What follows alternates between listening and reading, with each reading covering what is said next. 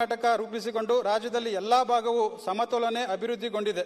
ಆದರೆ ಉತ್ತರ ಕರ್ನಾಟಕ ಹಿಂದುಳಿದ ಬಗ್ಗೆ ಆರೋಪಗಳು ಕೇಳಿ ಬರ್ತಿತ್ತು. ಅದೇ ಕಾರಣದಿಂದ ರಾಜ್ಯ ಸರ್ಕಾರ ಅಕ್ಟೋಬರ್ 2020ರಲ್ಲಿ ಡಾಕ್ಟರ್ ನಂಜುಂಡಪ್ಪ ಅವರ ವರದಿ ಅಧ್ಯಕ್ಷತೆಯಲ್ಲಿ ಪ್ರಾದೇಶಿಕ ಅಸಮತೋಲನೆಯನ್ನು ನಿರ್ವಹಣೆ ಮಾಡಲು ಒಂದು ಉನ್ನತ ಅಧಿಕಾರ ಸಮಿತಿಯನ್ನು ರಚನೆ ಮಾಡ್ತಾರೆ. ಅದು 2025 ಜೂನ್ನಲ್ಲಿ 2002ರಲ್ಲಿ ಸರ್ಕಾರಕ್ಕೆ ವರದಿ ಸಲ್ಲಿಸಿ 175 ತಾಲೂಕಲ್ಲಿ 114 ತಾಲೂಕು ಹಿಂದುಳಿದ ತಾಲೂಕಾಗಿ, ಇವುಗಳಲ್ಲಿ 39 ತಾಲೂಕುಗಳು ಅತ್ಯಂತ ಹಿಂದುಳಿದಾಗಿ ಮತ್ತೆ 40 ತಾಲೂಕು ಅತಿ ಹಿಂದುಳಿದ ತಾಲೂಕಾಗಿ ಘೋಷಣೆ ಆಗ್ತದೆ. ಸನ್ಮಾನ್ಯ ಅಧ್ಯಕ್ಷರೇ, ಆ ಒಂದು ಯೋಜನೆ ಅಡಿಯಲ್ಲಿ ಸುಮಾರು 15ರಿಂದ 16 ಸಾವಿರ ಕೋಟಿಯನ್ನು ಹೂಡಿಕೆಯನ್ನ ಮಾಡಿ ಈ ತಾಲೂಕುಗಳನ್ನ ಅಭಿವೃದ್ಧಿಪಡಿಸಬೇಕು ಅಂತ ಶಿಫಾರಸ್ನ ಮಾಡ್ತದೆ. ಆದರೆ ನನ್ನ ಒಂದು ಬೇಡಿಕೆ ಮೈಸೂರು ಮತ್ತು ಚಾಮರಾಜನಗರ ತಾಲೂಕು 2020ರಲ್ಲಿ ನಂಜುಂಡಪ್ಪ ವರದಿ ಪ್ರಕಾರ ಈ 2 ತಾಲೂಕು ಕೂಡ ಘೋಷಣೆ ಆಗ್ತದೆ. ನಮ್ಮ ಏನು ಮೈಸೂರು ಚಾಮರಾಜನಗರ ತಾಲೂಕಲ್ಲಿ ಅಭಿವೃದ್ಧಿ ಪಡಿಸೋಕ್ಕೆ ಯಾವುದೇ ಸರ್ಕಾರ ಬಂದಂತಹ ಸಂದರ್ಭದಲ್ಲಿ ಅನುದಾನಗಳು ಕೊಟ್ಟಿಲ್ಲ. ಆದ್ರಿಂದ ಏನು ಹಿಂದೆ ಸಂವಿಧಾನನ ತಿದ್ದುಪಡಿ ಮಾಡಿ KKRDB ಕಲ್ಯಾಣ ಕರ್ನಾಟಕ ಅಭಿವೃದ್ಧಿಗೆ ವಿಶೇಷವಾಗಿ 5,000 ಕೋಟಿಯನ್ನ ಪ್ಯಾಕೇಜ್ ಮಾಡ್ತು. ಅದೇ ರೀತಿ ಬಳ್ಳಾರಿ ಭಾಗಕ್ಕೆ DMF ಫಂಡ್ ಆಗ್ಬೋದು, ಇನ್ನಿತರ ಫಂಡ್ಗಳಾಗ್ಬೋದು, ಇದು ಬರ್ತದೆ. ಆದರೆ ಇವೆರಡೂ ತಾಲೂಕಿಗೆ ಯಾವುದೇ ಸರ್ಕಾರಗಳು ನಮಗೆ ಅನುದಾನವನ್ನ ಕೊಟ್ಟಿಲ್ಲ. ಅದರಿಂದ ನಮ್ಮ ಒಂದು ಬೇಡಿಕೆ ಈ 2 ತಾಲೂಕಿನ ವಿಶೇಷವಾಗಿ ಪರಿಗಣಿಸಿಕೊಂಡು 25 ವರ್ಷ ಆದ್ರೂ ಕೂಡ ಈ 2 ತಾಲೂಕಿನ ಪರಿಗಣಿಸಿಲ್ಲ. ಯಾವುದೇ ಸರ್ಕಾರಗಳಾದ್ರೂ ಅನುದಾನವನ್ನ ಕೊಡಬೇಕು.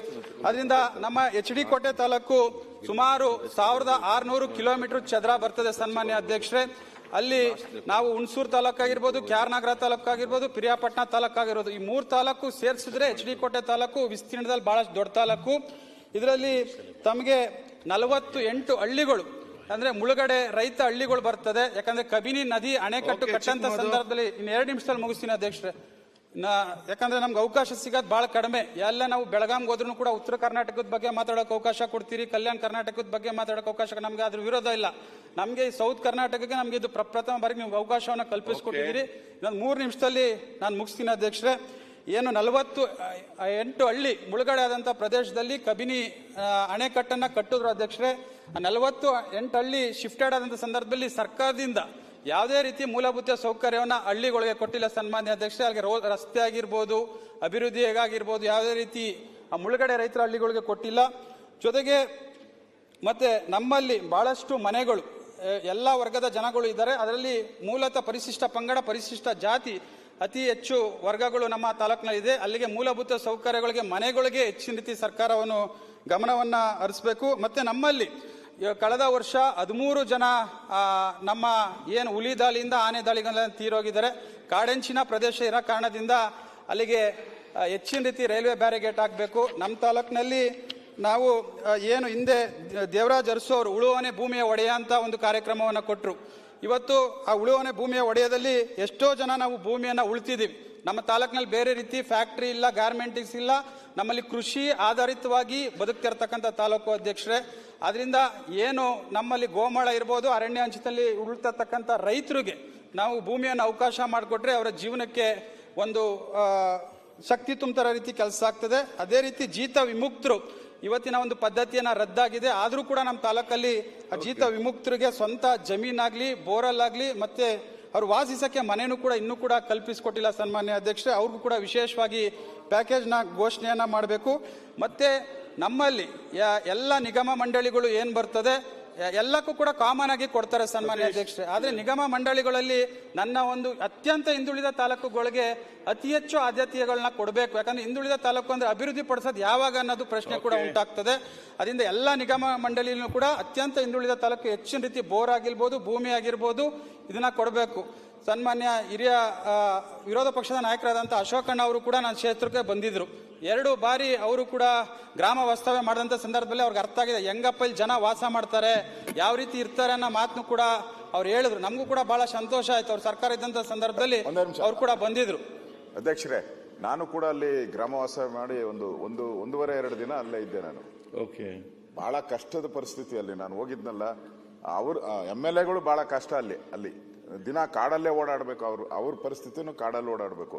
ನಾನು ಹೋಗಿದ್ದನು ಕೂಡ ಈ ಸಂಘರ್ಷ ಇದೆಯಲ್ಲ ಕಾಡು ಮತ್ತು ನಾಡಿನ ಮಧ್ಯೆ, ಅವ್ರ ಪೂರ್ತಿ ಕಾನ್ಸ್ಟಿಟ್ಯೂನ್ಸಿ ದಿನ ಹೊಡೆದಾಟನೆ, ಕೇಸ್ಗಳು. ಅಲ್ಲಿ ಹೋದಾಗ ಕೆಲವ್ರ ಮನೆಯಲ್ಲಿ ಮನೆಯೆಲ್ಲ ಬಿಟ್ಟು ಓಡೋಗ್ಬಿಟ್ಟಿದ್ದಾರೆ ಈ ಫಾರೆಸ್ಟ್ ಅವ್ರ ಕಾಟಕ್ಕೆ. ಅವರೇನೋ ರೈತರೇನು ಇದಾರಲ್ಲ, ಅವರು ಯಾವುದೋ ಒಂದು ಕಾರಣಕ್ಕೆ ನಮ್ಮ ಡ್ಯಾಮ್ಗಳು ಕಟ್ತಿರಲ್ಲ, ಆ ಡ್ಯಾಮ್ಗಳು ಕಟ್ಟಿದಾಗ ಅವರು ಜಮೀನು ಬಿಟ್ಕೊಟ್ಟವ್ರೆ. ಒಂದು 5,000 ಎಕರೆ 3,000 ಎಕರೆ ಬಿಟ್ಕೊಟ್ಬಿಟ್ಟಾರೆ. ಅವಾಗ ಏನಾದ್ರು, ಅವಾಗ ಸರ್ಕಾರ ಹಾಗೆ ನಡೀತಾ ಇದ್ದಿದ್ದಲ್ಲ. ಅವ್ರು ಹೇಳಿದ್ರು ಹೋಗ್ರಿ ಇಲ್ಲೆಲ್ಲ ಇದ್ದು ಬಿಡ್ರಿ ಅಂದ್ರು. ಸೊ ಅವರೆಲ್ಲ ಅಲ್ಲೇ ಇದ್ದಾರೆ. ಅಂದ್ರೆ ಸುಮಾರು 40-50 ವರ್ಷದಿಂದ. ಈಗ ಫಾರೆಸ್ಟ್ ಅವರು ಆಕ್ಟ್ ತೋರಿಸ್ಬಿಟ್ಟು ನೋಡಿ, ಸುಪ್ರೀಂ ಕೋರ್ಟ್ ಆಕ್ಟ್ ತೋರಿಸ್ಬಿಟ್ಟು ಅವ್ರನ್ನೆಲ್ಲ ಹೋಗು ಅಂತಾರೆ. ಅವ್ರು ಹೋಗಲ್ಲ. ನಾವು ನಕ್ಸಲ್ ಆಗ್ತಾರೆ, ನಾವು ವಿರೋಧಿಗಳೇ ನಕ್ಸಲ್ಗೆ. ನಾವು ಈ ತರದ್ದೆಲ್ಲ ನಾವು ಗಮನ ಕೊಟ್ಟಿಲ್ಲ ಅಂದ್ರೆ, ನಾನು ಹೋದಾಗ ನನಗೂ ಆಸ್ ಎ ರೆವಿನ್ಯೂ ಮಿನಿಸ್ಟರ್ ನನಗನ್ಸ್ತು ಇದು ಕೊಡಬೇಕು ಅಂತ. ನಾನು ಹೇಳಿ ಬಂದೆ, ಏನಾದ್ರು ಮಾಡಿ ನಿಮಗೆ ನ್ಯಾಯ ಕೊಡಿಸ್ತೀನಿ ಅಂತ. ಆ ಫಾರೆಸ್ಟ್ ಅವ್ರನ್ನೆಲ್ಲ ಕರೆದು ಅಲ್ಲಿ ಮಾಡಿದೆ. ಆಯ್ತು ಸರ್ ಏನಾನ ಮಾಡೋಣ ಅಂತ. ನಾನು ಈ ಕಡೆ ಬಂದ ತಕ್ಷಣ ತಿರ್ಗದೆ ಏನಾದರೂ ಶಾಸಕರು ಮಾತಾಡ್ತಾ ಇದ್ದಾರೆ, ನಾನು ಅದಕ್ಕೆ ಧ್ವನಿ ಕೂಡಿಸ್ತೀನಿ. ಇನ್ನೊಂದು 5 ನಿಮಿಷ ಅವಕಾಶ ಕೊಡಿ. ಸಮಸ್ಯೆ ಇರೋದು ಇಲ್ಲ ಸನ್ಮಾನ ಅಧ್ಯಕ್ಷರೇ, ನಾನು ಅವ್ರಿಗೆ ಸಮಯ ಕೊಡಿ ಅಂತ ಹೇಳಕ್ಕೆ ಅವ್ರಿಗೆ ಸಮಯ ಕೊಡಿ. ಅವ್ರಿಗೆ ಅಭಿನಂದನೆಗಳನ್ನ ಸಲ್ಲಿಸ್ತೀವಿ. ಯಾಕಂದ್ರೆ ಕಿರಿಯ ಶಾಸಕರುಗಳು, ನಾವು ಅವ್ರನ್ನ ನೋಡಿ ಕಲಿಯುವಂತದ್ದು ಬಹಳಷ್ಟು ಜನ ಹಿರಿಯ ಶಾಸಕರುಗಳನ್ನ ಕಲಿಯತಕ್ಕಂಥದ ನಮಗೆ ಕಲ್ಪಿಸ್ಕೊಟ್ಟಿದ್ದಾರೆ, ಅವಕಾಶವನ್ನ ಕಲ್ಪಿಸ್ಕೊಟ್ಟಿದ್ದಾರೆ. ಅವ್ರಿಗೂ ಕೂಡ ಧನ್ಯವಾದಗಳನ್ನ ತಿಳಿಸ್ತೀನಿ. ಯಾಕಂದ್ರೆ 210 ಜನ ರೈತರು ಮುಳುಗಡೆ ಆದಂತ ಪ್ರದೇಶದಲ್ಲಿ ಏನು ಭೂಮಿಯನ್ನ ಉಳ್ತಿದ್ರು ಅದು ಅವ್ರಿಗೆ ಸಿಕ್ಕಿಲ್ಲ. 210 ಜನ ರೈತರು ಈಗಲೂ ಕೂಡ ಹೋರಾಟವನ್ನ ಮಾಡ್ತಿದ್ದಾರೆ ಸನ್ಮಾನ್ಯ ಅಧ್ಯಕ್ಷರೇ. ಅದರಿಂದ ಆ ಒಂದು ಹಿಂದುಳಿದ ತಾಲೂಕಿಗೆ ಹೆಚ್ಚಿನ ರೀತಿ ಆದ್ಯತೆಯನ್ನ ಕೊಡಬೇಕು. ಸನ್ಮಾನ್ಯ ಶ್ರೀ ಮುಖ್ಯಮಂತ್ರಿಗಳ ಸಿದ್ದರಾಮಯ್ಯ ಸಾಹೇಬರು ಸ್ಪೆಷಲ್ ಪ್ಯಾಕೇಜ್ನ ಚಾಮರಾಜನಗರ ಮತ್ತು HD ಕೋಟೆ ತಾಲೂಕಿಗೆ ಪ್ಯಾಕೇಜ್ನ ಘೋಷಣೆಯನ್ನ ಮಾಡಬೇಕು. ಮಾನ್ಯ ಅಧ್ಯಕ್ಷರೇ, ಒಂದ್ ಕಡೆ ನಮ್ಗೆಲ್ಲೋ ಒಂದ್ ಕಡೆ ನೋವಾಗ್ತದೆ. ಯಾಕಂದ್ರೆ ಒಂದು ಬುಡಕಟ್ಟು ಸಮುದಾಯಗಳು ಡಾಕ್ಟರ್ 2012ರಲ್ಲಿ ಅನಿಲ್ ಅವರೇ ಎಲ್ಲರೂ ಮಾತಾಡಬೇಕು ಸರ್. 5 ನಿಮಿಷ 2 ನಿಮಿಷ ಮೊದಲು 12 ಮಿನಿಟ್ಸ್ ಆಯ್ತು ಸರ್. 2 ನಿಮಿಷದಲ್ಲಿ ಬೇಗ ಮುಗಿಸಿ ಫಾಸ್ಟ್. ಡಾಕ್ಟರ್ ಮುಜಾಫರ್ ವಸತಿ ವರದಿ ಪ್ರಕಾರ ಹೈಕೋರ್ಟ್ ತೀರ್ಪಲ್ಲಿ 3145 ಕುಟುಂಬಗಳಿಗೆ ಪುನರ್ವಸತಿ ಕಲ್ಪಿಸಬೇಕು ಅಂತ ಆದೇಶ ಮಾಡಿತ್ತು 2012ರಲ್ಲಿ. ಇದುವರೆಗೂ ಕೂಡ ಅದು ಅನುಷ್ಠಾನ ಆಗಿಲ್ಲ. ಜೊತೆಗೆ ಸ್ವಯಂ ಉದ್ಯೋಗ ಮಾಡಿಕೊಡಕ್ಕೆ ನಿರುದ್ಯೋಗ ಯುವಕರಿಗೆ ಯುವತಿಯರಿಗೆ 15 ಲಕ್ಷ ಘೋಷಣೆಯನ್ನ ಮಾಡಬೇಕು. ಕೊಡಗು ಮತ್ತು ಚಿಕ್ಕಮಗಳೂರು ಜಿಲ್ಲೆಯಲ್ಲಿ ಲೈನ್ ಮ್ಯಾನ್ಗಳು ಕೆಲಸ ಮಾಡ್ತಿರ್ತಕ್ಕಂಥ ಬುಡಕಟ್ಟು ಸಮುದಾಯಗಳಿಗೆ ಪರಿವರ್ತನೆ ಮಾಡಿಸ್ಕೊಡ್ಬೇಕು. ಕರ್ನಾಟಕದಲ್ಲಿ ಆಶ್ರಮ ಶಾಲೆಗಳು ಕೇರಳ ಮಾದರಿಯಲ್ಲಿ 1 ರಿಂದ 12 ತರಗತಿವರೆಗೆ ಆ ಒಂದು ಬುಡಕಟ್ಟು ಸಮುದಾಯದಲ್ಲಿ ಯಾರು ಮಕ್ಕಳು ಓದ್ತಾರೆ ಅಧ್ಯಕ್ಷರೇ, ಅಲ್ಲಿ ಯಾವುದೇ ರೀತಿ ನಮಗೆ BEd DEd ಮಾಡಿರ್ತಕ್ಕಂಥ ಟೀಚರ್ಸ್ಗಳು ಹಾಕಿಲ್ಲ. ಅಲ್ಲಿ PUC ಫಸ್ಟ್ PUC 10th ಓದಿರ್ತಕ್ಕಂಥ ಟೀಚರ್ಸ್ಗಳನ್ನ ಹಾಕಿದ್ದಾರೆ. ನಮ್ಮಲ್ಲಿ 11 ಆಶ್ರಮ ಶಾಲೆಗಳು ಬರ್ತದೆ ಅಧ್ಯಕ್ಷರೇ. ನಮಗೆ ಏನು ಶಿಕ್ಷಣ ಇಲಾಖೆಯಲ್ಲಿ ಯಾವ ರೀತಿ ಶಿಕ್ಷಣ ಸಿಗ್ತದೆ, BEd ಮಾಡಿರ್ತಕ್ಕಂಥ ಟೀಚರ್ಸ್ ಹಾಕಿದ್ರೆ ಮಾತ್ರ ಆ ಬುಡಕಟ್ಟು ಸಮುದಾಯದ ಮಕ್ಕಳಿಗೆ ನಾವು ಒಳ್ಳೆ ಶಿಕ್ಷಣ ಕೊಡ್ಸಕ್ಕೆ ಸಾಧ್ಯ ಆಗ್ತದೆ.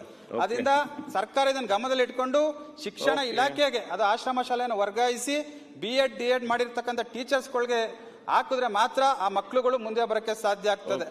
ನಮ್ಮ ತಾಲೂಕಲ್ಲಿ ಬಹಳಷ್ಟು ಜನ ಯುವಕರು, ಯಾಕಂದ್ರೆ ನಾನು ಮೊನ್ನೆ ಸಂತೋಷ್ ಲಾಡಣ್ಣ ಅವ್ರಿಗೆ ನಾನು ಮನವಿ ಮಾಡ್ತೀನಿ, ಸರ್ಕಾರದ ವತಿಯಿಂದ ಒಂದು ಉದ್ಯೋಗಗಳ ಮೇಳವನ್ನ ಮಾಡಿಕೊಟ್ರೆ ನಮ್ಮಲ್ಲಿ ಸಾವಿರಾರು ಜನ, ಒಂದು 10,000ದಿಂದ 15,000 ಜನ ಮೈಸೂರಿಂದ ಬೆಂಗಳೂರಿಗೆ, ಬೆಂಗಳೂರಿಂದ ಮೈಸೂರಿಗೆ ಏನು ಹೋಟ್ಲರ್ ಸಪ್ಲೈಯರ್ಸ್ ಆಗಿ ಕೆಲಸವನ್ನ ಮಾಡ್ತಿದ್ದಾರೆ ಅಧ್ಯಕ್ಷ. ಇದೆಲ್ಲ ಒಂದ್ ಕಡೆ ನಮಗೆ ನೋವಾಗ್ತದೆ. ಯಾಕಂದ್ರೆ ಬುಡಕಟ್ಟು ಸಮುದಾಯ ಇರ್ಬೋದು, ಡಿಗ್ರಿ ಓದಿರ್ತಕ್ಕಂಥ ನಮ್ಮ ಯುವಕರಾಗಿರ್ಬೋದು, ಇಲ್ಲಿ ಬಹಳಷ್ಟು ನಮಗೆ ಉದ್ಯೋಗಗಳು ಸಿಗ್ತಿಲ್ಲ. ಇಲ್ಲಿ ಬಂದು ಹೋಟ್ಲಲ್ಲಿ ಕೆಲಸ ಮಾಡೋದು, ಬೇರೆ ಬೇರೆ ರೀತಿ ಕೆಲಸ ಮಾಡ್ತಾರೆ. ಆ ಉದ್ಯೋಗ ಮೇಳ ಅವಕಾಶ ಕಲ್ಪಿಸಿದ್ರೆ ಒಳ್ಳೊಳ್ಳೆ ಕಡೆ ನಮ್ಗೆ ಅವ್ರಿಗೆ ಅವಕಾಶ ಸಿಗ್ತದೆ. ಆದ್ರೆ ಮಹಿಳೆಯರಿಗೂ ಕೂಡ ಹೆಚ್ಚಿನ ರೀತಿ ಗಾರ್ಮೆಂಟ್ಸ್ ಮಾಡ್ಕೊಡ್ಬೇಕು ಅಂತ ಈ ಸಂದರ್ಭದಲ್ಲಿ ಮನವಿ ಮಾಡಿ, ಈ ಸಂದರ್ಭದಲ್ಲಿ ನಮ್ಗೆ ಅವಕಾಶವನ್ನ ಮಾಡಿಕೊಟ್ಟಿದ್ದಕ್ಕೆ ಧನ್ಯವಾದಗಳನ್ನ ಹೇಳಿ ನನ್ನ ಮಾತನ್ನ ಮುಗಿಸ್ತೀನಿ. ಏನಾರು ಅವ್ರಿಗೆ ಮಾತಾಡಲಿದೆ ಏನು ವಿಷಯ? ಅಧ್ಯಕ್ಷರೇ, ಈಗಾಗಲೇ ಚಿಕ್ಕಮಗಳೂರು ಮಾತಾಡಿದಾಗೆ ಬಹುಶಃ ನಮ್ಮ ತಾಲೂಕುಗಳು 170 ನಂಜುಂಡಪ್ಪ ವರದಿಯಲ್ಲಿ ಏನು ತಾಲೂಕುಗಳಿದ್ದಾವೆ, ಅದು ಅತ್ಯಂತ ಮೋಸ್ಟ್ ಬ್ಯಾಕ್ವರ್ಡ್ ಇರ್ತಕ್ಕಂಥದ್ದು 40 ತಾಲೂಕುಗಳು. ಅದರಲ್ಲಿ ನಂಜುಂಡಪ್ಪ ವರದಿ ಪ್ರಕಾರ ಏನು ಹೈದರಾಬಾದ್ ಕರ್ನಾಟಕ ಘೋಷಣೆ ಆಯಿತು, ಆವಾಗ ನಮ್ಮ ಚಿಕ್ಕಮಗಳೂರು ನಾವಿಬ್ಬರು ಇಲ್ಲಿ ಶಾಸಕರಾಗಿದ್ದು. ನಾನು ಅವತ್ತು ಒಂದು ಪ್ರಶ್ನೆಯೇ ಕೇಳಿದೆ, ಸ್ವಾಮಿ ದಯಮಾಡಿ ನೀವು ಇವತ್ತು ಹೈದರಾಬಾದ್ ಕರ್ನಾಟಕನ ಘೋಷಣೆ ಮಾಡ್ತಾ ಇದ್ದೀರಿ, ಅದ್ರಲ್ಲಿ ನಮ್ಮ 2 ತಾಲೂಕುಗಳಿದ್ದಾವೆ, ನಮ್ಮ 2 ತಾಲೂಕುಗಳನ್ನ ಏನು ಮಾಡ್ತೀರಿ ಅಂತ ಕೇಳಿದಾಗ ನಿಮಗೆ ವಿಶೇಷವಾದ ಪ್ಯಾಕೇಜನ್ನು ಕೊಡ್ತೀವಿ ಅಂತ ಮುಖ್ಯಮಂತ್ರಿ ಹೇಳಿದ್ರು. ಆದರೆ ಇವತ್ತು ಹೈದರಾಬಾದ್ ಕರ್ನಾಟಕ ಸಾವಿರಾರು ಕೋಟಿ ಕೊಟ್ಟು ಎಲ್ಲ ರೀತಿಯ ಅಭಿವೃದ್ಧಿ ಆಗ್ತಾ ಇದೆ. ಉದ್ಯೋಗ ಇರ್ಬೋದು, ಸಮಗ್ರವಾದ ಅಭಿವೃದ್ಧಿ ಆಗ್ತಕ್ಕಂಥ ದಿಕ್ಕಿನಲ್ಲಿ ಇವತ್ತು ಅಲ್ಲಿ ಒಂದು ನಿಗಮ ಮಂಡಳಿನೂ ಮಾಡಿದ್ದಾರೆ. ನಮ್ಮ 2 ತಾಲೂಕುಗಳು ಬಹಳ ಹಿಂದುಳಿದ ತಾಲೂಕುಗಳು. ನಮ್ಮದು ಯಾವುದೇ ನೀರಾವರಿ ಇಲ್ಲ, ಉದ್ಯೋಗ ಇಲ್ಲ, ಬುಡಕಟ್ಟು ಜನಾಂಗ, ಮೋಸ್ಟ್ ಬ್ಯಾಕ್ವರ್ಡ್ ಮತ್ತು ಹರಿಜನ, ಹೀಗೆ ಎಲ್ಲರಿಗೂ ಯಾವುದೇ ವಿಧವಾದಂಥ ಸೌಲಭ್ಯಗಳಿಲ್ಲ. ದಯಮಾಡಿ ನಾನು ಹೆಚ್ಚಿಗೆ ಮಾತಾಡೋಕೆ ನನ್ನ ವಿಷಯ ಇಷ್ಟೇ. ಯಾವ ರೀತಿ ಹೈದರಾಬಾದ್ ಕರ್ನಾಟಕನ ಘೋಷಣೆ ಮಾಡಿದೆ ಅಂದರೆ ನಮ್ಮ 2 ತಾಲೂಕುಗಳನ್ನು ಸೇರಿಸಿ. ಈಗ ನೀವು ಈಗ ಮಲೆನಾಡು ಎಲ್ಲಿಂದ ತಗೊಂಡಿದ್ದೀರಿ, ಮಲೆನಾಡಲ್ಲಿ ಸೇರಿಸಿದ್ದೀರಿ, ಗಡಿನಾಡು ಎಲ್ಲೇ ಗಡಿನಾಡಲ್ಲಿ ಸೇರಿಸಿದ್ದೀರಿ, ನಮ್ಮದನ್ನು 2 ಸೇರಿಸಿ. ನಮ್ಮ ಸಮಗ್ರವಾಗಿ ಇಡೀ ಕರ್ನಾಟಕ ಅಭಿವೃದ್ಧಿ ಆಗಬೇಕು ಅಂತ ಎಲ್ಲರ ಭಾವನೆ, ಎಲ್ಲ ಸರ್ಕಾರಗಳು ಹೇಳ್ತವೆ. ದಯಮಾಡಿ ನಮ್ಮವನ್ನು ದಯಮಾಡಿ ಸೇರಿಸ್ಕೊಡ್ಬೇಕು ಅಂತ ತಮ್ಮ ಮುಖಾಂತರ ಮನವಿ ಮಾಡ್ಕೋತೀನಿ ನಾನು ಇಷ್ಟೇ. ವಜ್ಜಲ್ ಸನ್ಮಾನ ಅಧ್ಯಕ್ಷರೇ, ಈಗ ಮಾತಾಡೋರ ಸಮಯ ಅವಕಾಶ ನೋಡಿ, ಎಲ್ಲರಿಗೂ ಅವಕಾಶ ಸಿಗಬೇಕು. ಸ್ವಾಮಿಗೆ 10 ನಿಮಿಷ ಟೈಮ್ ಕೊಟ್ಟಿದ್ದಾನೆ. ನೀವು ಅದನ್ನ 8 ಗಂಟೆಗೆ ಮುಗಿಸಿದ್ರೆ ಎಲ್ಲರಿಗೂ ಸಿಕ್ಕುವಂತ ಅವಕಾಶ ಆಗ್ತದೆ. ಸನ್ಮಾನ ಅಧ್ಯಕ್ಷರೇ, ನಾವೆಲ್ಲ ಕಟ್ ಶಾರ್ಟ್ ಮಾಡ್ತೀವಿ ಸರ್. 5 ನಿಮಿಷ ಮಾಡ್ಬೇಕು.